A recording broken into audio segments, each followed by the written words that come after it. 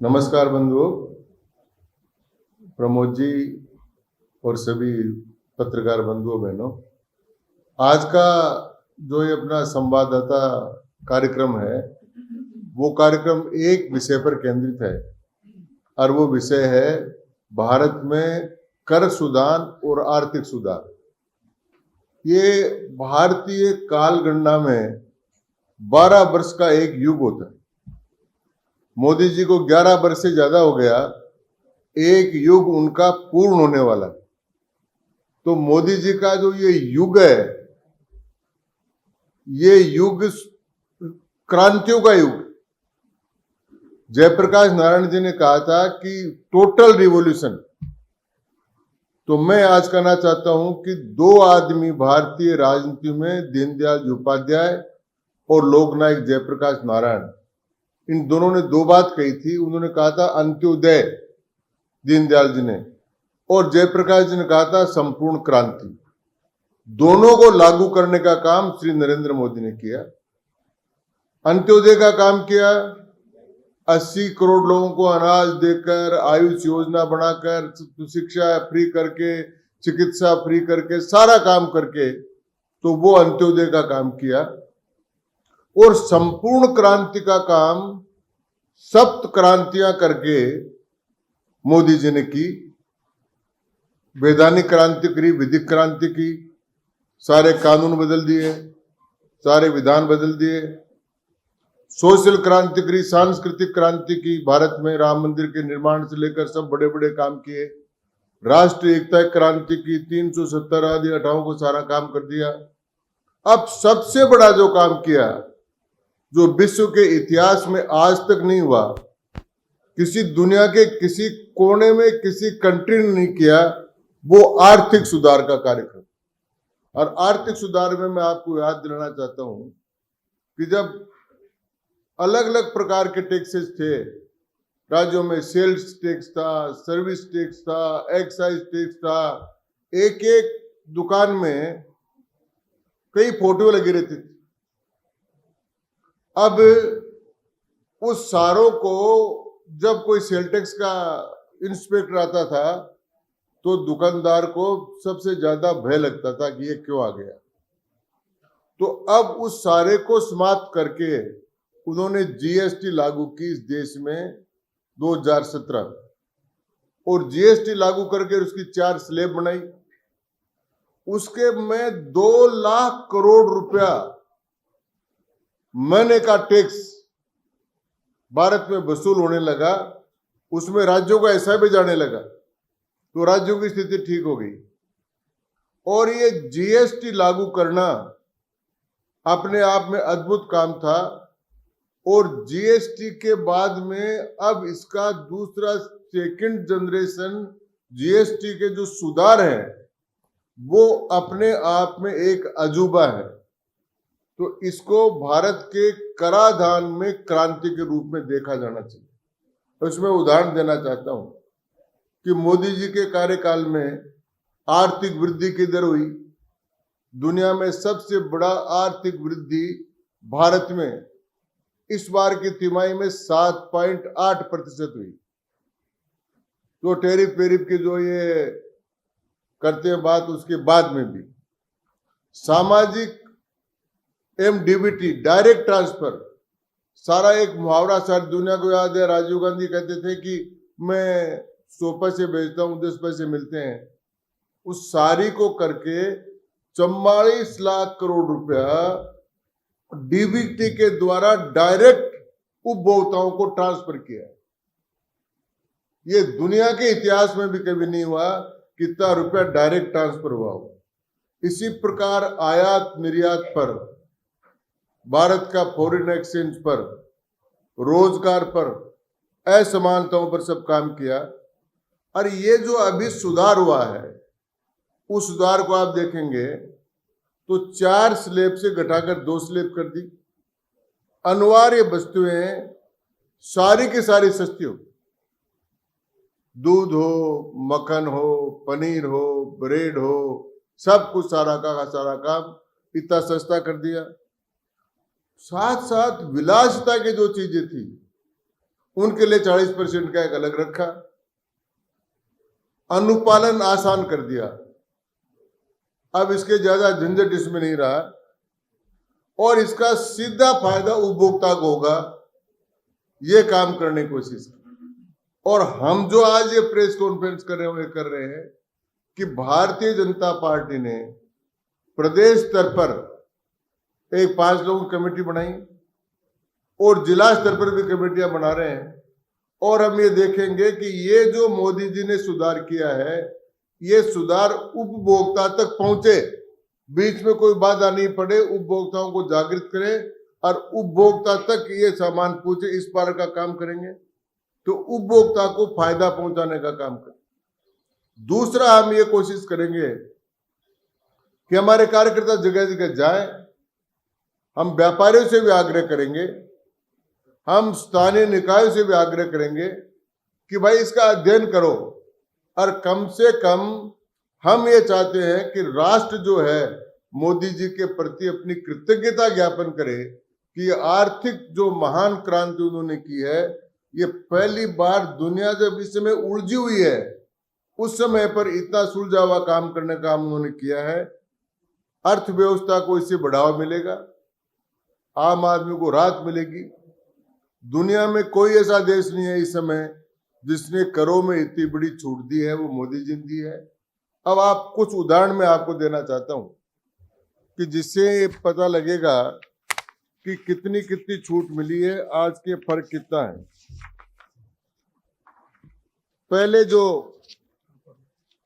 पहले जो अपना था 5, 12, 18 और 28, इसको घटाकर 5 और 18 2 कर दिया। इसका लाभ सभी 140 करोड़ लोगों को मिलेगा। ऐसा कोई व्यक्ति नहीं है जिसमें इसका लाभ नहीं मिले। दूसरा, मैं कुछ आप टैक्सेस का बताना चाहता हूं, जो इसको कुछ गब्बर सिंह टैक्स बता रहे थे, फलाना टैक्स बता रहे थे, मैं उन लोगों का नाम नहीं लेना चाहता, लेकिन मैं बताता हूं कि यूपीए की सरकार में सीमेंट और पेंट्स, इन पर 30% टैक्स था, जो अब भारत सरकार ने घटाकर 18% कर दिया। टीवी, फ्रिज, वॉशिंग मशीन पर भी 30% था, जो 18% पर आ गया। कॉस्मेटिक्स, विष्णु जी, कॉस्मेटिक्स पर 30% था, उसको घटाकर 5% कर दिया। आपके काम की चीज है। रेस्टोरेंट्स पर 21% था, उसको 5% कर दिया। फुटवियर, जूतों पर 18% था, उसको 5% कर दिया। और सैनिटरी पैड्स पर 13% था, उसको 0 कर दिया। तो ये तो बड़ा काम किया। चॉकलेट्स पर 30% था, वो 18% हो गया। डिटर्जेंट, टूथपेस्ट, शैम्पू, कॉफी 30% से 5% हो गया। मिनरल वाटर पर 28% से 5% हो गया। प्लाईवुड पर 21 से 5% हो गया। स्वीट्स पर 18 से 5% हो गया। फर्टिलाइजर पर 12% से 5% हो गया। किसान को भी, आम आदमी को भी इसी प्रकार से जो सारे टैक्सेज हैं, उन टैक्सेज को कम करने का काम कर दिया और एक आर्थिक क्रांति की है। इसलिए मैं इसको total revolution in the field of economics करना चाहता हूं कि भारत में आर्थिक क्षेत्र में बहुत बड़ी क्रांति हुई है। आज भारत विश्व में 11वें नंबर से 4थे नंबर पर की अर्थव्यवस्था बन गई है। सबसे विकसित, सबसे तेजी से बढ़ने वाली अर्थव्यवस्था बन गई है। और इसके अलावा जितने फ्री ट्रेड एग्रीमेंट और जितने एग्रीमेंट्स ईयू से, ब्रिटेन से, रशिया से और कंट्री से, 20 कंट्री से कम हमारे हो गए हैं। तो आयात निर्यात के बारे में भी और हमारी विदेशी मुद्रा का भंडार भी सबसे बड़ी होने के बाद भी, और एक आश्चर्य की बात है कि अमेरिका के किसी एक व्यक्ति ने कहा ना कि भारत के ब्राह्मण जो हैं वो मुनाफा कमा रहे हैं। ब्राह्मण में प्रमोद वशिष्ठ, घनश्याम तिवाड़ी नहीं ब्राह्मण में।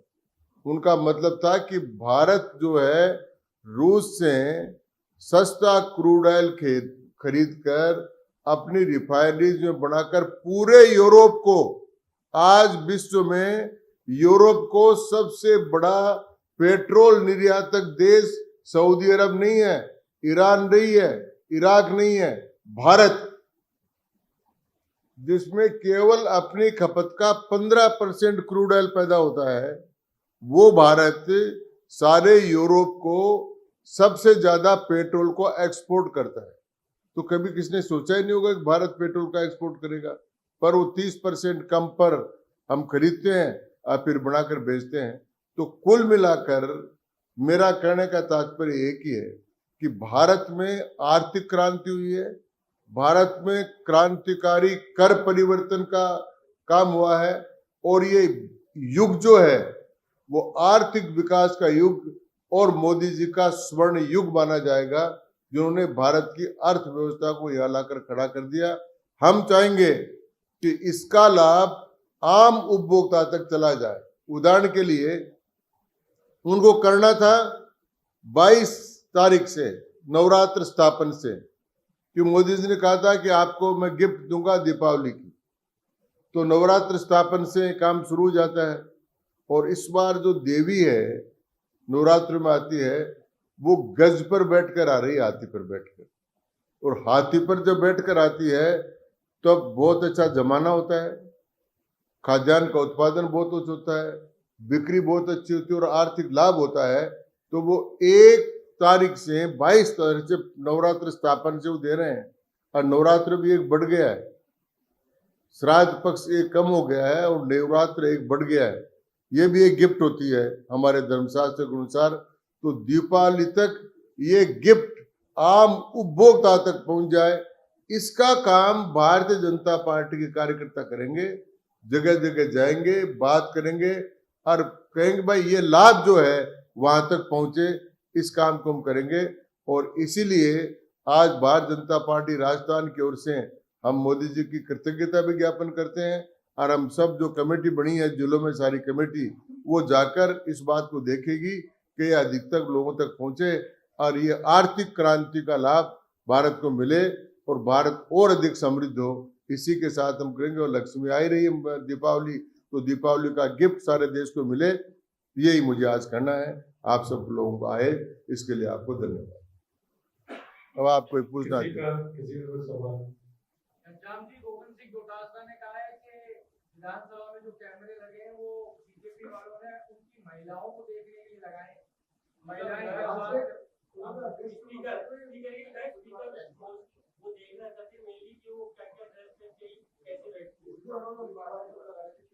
बात यह है कि मैं गोविंद सिंह जी डोटासरा की बात पर तो कुछ बात कहूंगा नहीं। वैसे तो आज ये जीएसटी का मामला था, लेकिन मैं क्योंकि संसदीय परंपरा और मान्यताओं को थोड़ा बहुत जानता हूं, इसलिए मैं आपसे एक निवेदन करना चाहता हूं कि निजता जिसे कहते हैं वो केवल बाथरूम में, बेडरूम में और वॉशरूम रूम में रहती। विधानसभा का जो स्थान है, सदन है, उसमें कोई भी चीज प्राइवेट नहीं, डायरेक्ट उसका टेलीकास्ट है, सारी उसकी वीडियो रिकॉर्डिंग होती है। और उसके बारे में ये कहना कि कोई निजता का हनन है, वो संसदीय परंपराओं से अनभिज्ञ लोगों का काम। एक, सारे कैमरे लगे रहते हैं और कैमरे लगे भी रहने चाहिए। और मैं उनको उदाहरण देना चाहता हूं कि कैमरे क्यों जरूरी है। मैं नाम नहीं लूंगा किसी का। एक प्रदेश की विधानसभा में एक पार्टी के विधायक ने अपने मोबाइल फोन पर जूम किया किसी फोटो को, और जूम करने के बाद कैमरे में आई, और उसके बाद में उसको दंडित होना पड़ा विधायक को। इसलिए कैमरे जरूरी है, कैमरे लगने चाहिए। और कैमरे किसी की निजता का हनन नहीं है। विधान सदन के पटल पर, सदन में जो भी काम करते हैं वो सार्वजनिक है और वो सार्वजनिक काम होना चाहिए। इस प्रकार से कैमरों की आवश्यकता है, हर एक सन कैमरे में आना चाहिए।